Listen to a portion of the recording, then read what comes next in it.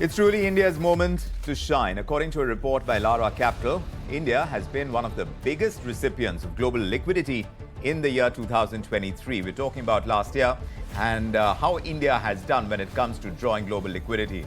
According to this report that I'm talking about $15 billion was deployed by global mutual funds into Indian equities last year. And that report has highlighted that up to September last year, inflows were the strongest into mid-cap funds. But that changed in the last 3 months when large caps became the market's go-to investment strategy.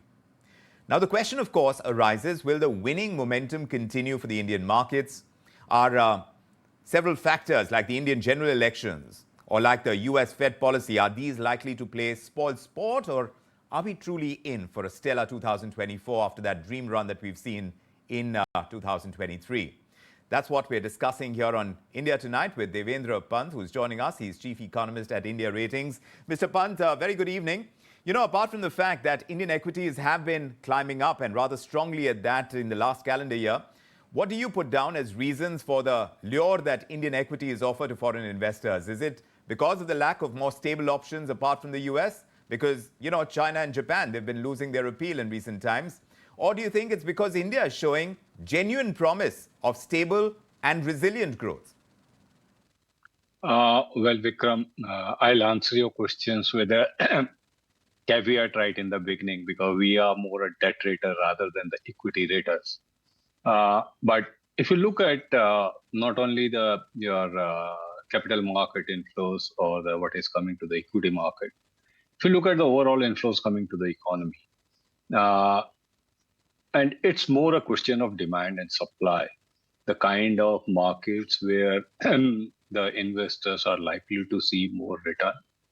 And when they compare, it's a comparison of dollarized return, say around 3.5 or 4% kind of long-term depreciation of the currency. The kind of return, like in your very first story, story you put on this program, were the Indian equities again to a new high. Now, if that kind of returns are getting, investors are getting that kind of return, it's the money which will chase different asset class, and the asset class from where, if you look at 2023, commodities didn't had that kind of run. So where the money is going to go? The money will chase those markets or those sectors or those where they will see the higher return. Now, when you talk about the higher return, right, pure from an economics point of view, which countries or which economies are expected to give a high return is the countries or the economies where the demand is strong, where the growth is taking place. And in terms of when the growth takes place, you need more and more capacities to be put in, more demand, and that will give the return to the equity holder. So that is what is playing out with the Indian economy, and the high return or the inflows is a fallout or an end return result of this phenomena. Mr. Pant, if you're talking about demand-driven growth right now for the Indian economy, and that's the big lure, is that factor in itself good enough for further inflows this year? Or is the fear of stretched valuations likely to seep in as well? There are several headwinds that we face globally as well. We are going into elections. We don't know whether the budget is going to have certain populist themes playing out as well. So there are certain factors that could play against us as well. As far as the consumption picture is concerned, how do you see that panning out? Because like you said, it's demand-driven growth that is keeping those inflows at peak levels. Look, Vikram, the consumption growth is a worrying trend. What we had seen, despite economy growing at 7.3 as per the NSO's first advance estimate, we haven't seen the kind of consumption growth which is required.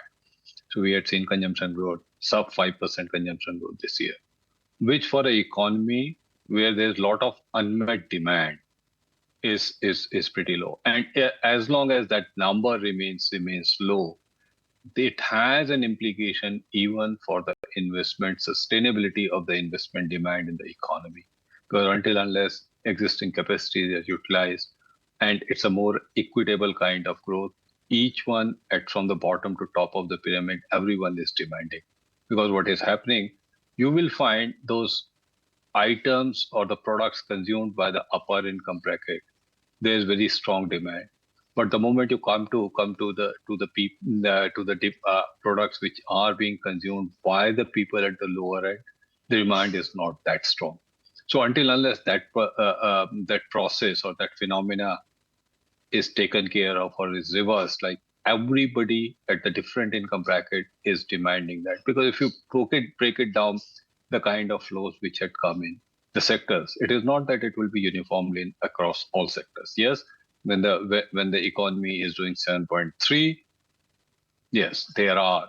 Now, one another region is, if you look at the way the value added is now calculated in the economy. Earlier, it was value of goods and services produced in the economy, but now in the changed way, which is as per the United Nations system of national accounts, it is a value addition.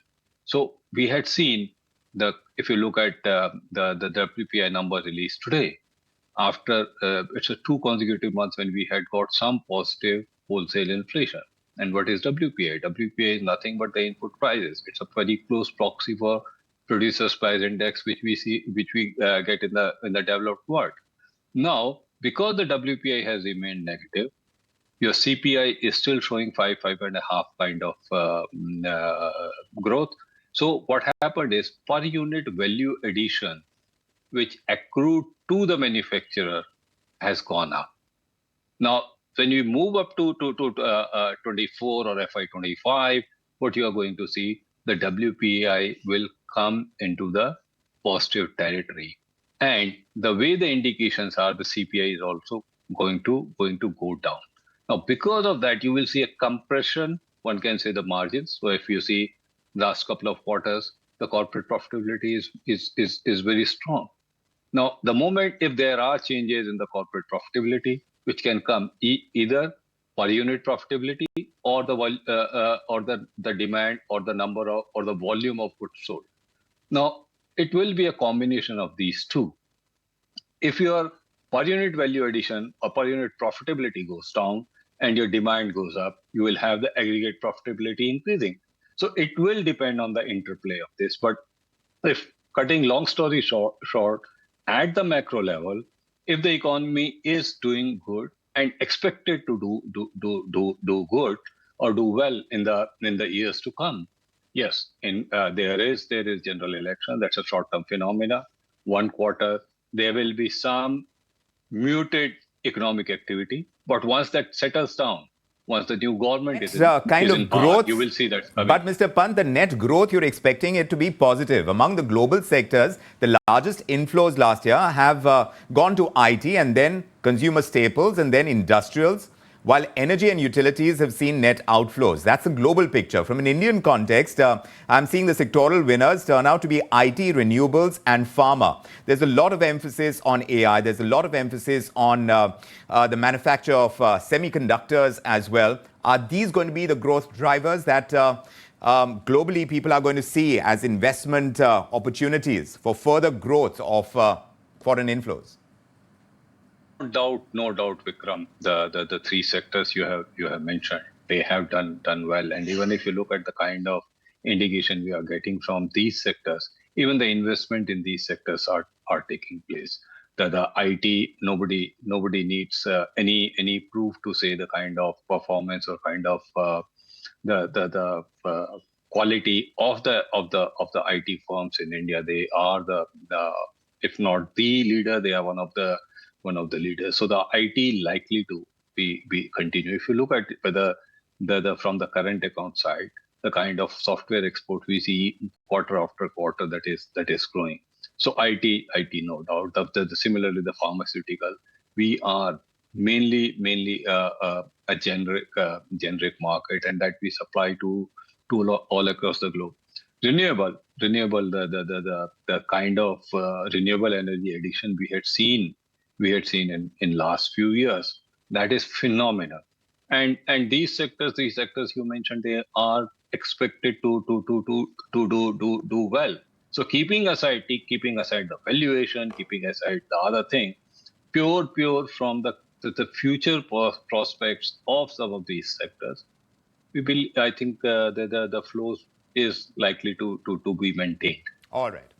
Fair enough. Of course, data is also showing that Indian bonds under the fully accessible route received the bulk of flows late last year. Foreign holdings in them more than doubled from a year ago period. And after JP Morgan's decision to add Indian bonds to its indices, now we're seeing a pumping up of inflows to a 6-year high. How attractive Indian bonds are going to be when the Fed and the RBI cut those interest rates, that remains to be seen. But thanks very much for joining us with your perspective on this, Mr. Pant. It's a pleasure having you on India Tonight. Thanks for having me on the show. Thank you. Meanwhile,